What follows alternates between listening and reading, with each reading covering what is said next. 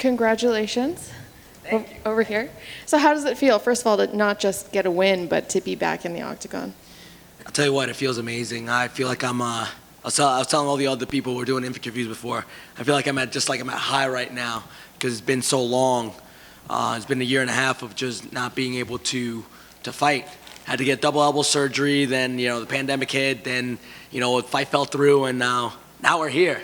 But you know what? It was all meant to be. Everything happened for a reason, and we finished in, as my coach said it, classy fashion. So what was that time like? How were you able to stay motivated?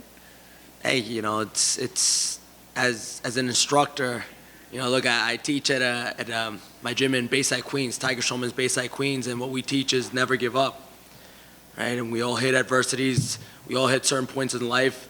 I knock on wood because, look, mine could have been worse, but it was like my adversity in front of me, and I just got up, kept coming, kept showing up, kept training, and I knew my time will come when I came back, and I came back at the right division.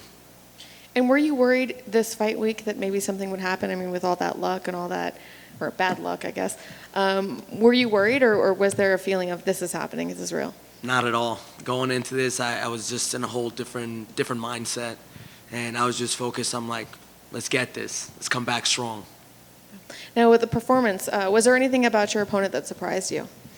Look, we the coaches studied him a lot. We watched tape on him every Friday, and then we would just work the same thing over and over. Literally for like 8 months, we did the same thing, and he's crafty, he's dangerous. I was told to be patient. I heard him a couple times, and I heard him in the first round, and I didn't rush in because I know that he's gonna catch you one of those things that'll surprise you, and the shot you don't see is the one that knocks you out.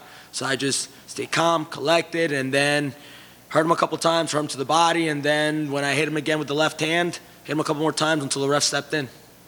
Now, you mentioned that you kept training, you were probably improving, I'm assuming. Do you feel like if you had taken this fight before all of this stuff happened, before COVID, before the surgery, would you have had the same outcome, or do you feel like you needed that time to improve? You know what? I look at it and I don't think it would have been the same outcome, because it gave me a lot of time to not just sharpen my tools physically, but a lot mentally.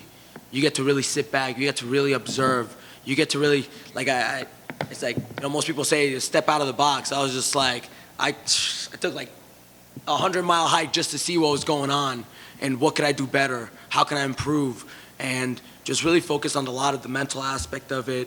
And then when we made the choice, like, all right, we're going to bantamweight, we're going to do this right, we're going to come back strong, everything was in place. Everything happened the way it should have happened. Thank you. Thank you.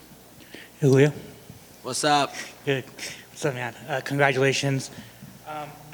Was there any ring rust in the octagon tonight? I didn't feel any. Look, I'm constantly training. I'm constantly in the mode. Every day for me, it's a fight. I mean, look, it's a fight just to get out of bed for most people. So every day we choose to win those small battles, and knowing that I had this fight in front of me, and knowing that of what it had, the adversity that I had, trying to get to this fight, I wasn't going to let anything stop me. So I was just in the zone. Do you think the stoppage was a little bit early, or do you think it was just? You know what? People can say it's early. People can say it's late. The ref stepped in. I just did my job. I just punched until either they stopped it, or if he would dropped, I just kept going. I did my job. Sure did. Talk about the drop to bantamweight, because, I mean, you started your career in bantamweight, and you had a lot of fights at bantamweight, and then you went up to featherweight. I guess, how was the cut? You know what? The cut was super smooth. Super smooth. I was a little nervous at it because I hadn't done it in a while, but it went great. Super smooth, and 135.5 on the dot. They read that number. I'm like, I'll leave business. Was there a specific reason why you decided to fight at featherweight in the UFC? Yeah, usually when I was competing in the regional circuits, I think, I even blame myself for this. I wasn't as structured with the weight cut as I was now. And look, through years, it's like you learn. And my past weight cuts in the regional circuit were a little where it didn't go that well. And, I think they caused me to perform. There was details that I was missing during my weight cut, and I blame myself. I messed it up. So then I moved to featherweight because I didn't want to cut weight, and I held my own in featherweight. Look, I lost 2 split decisions. That's it.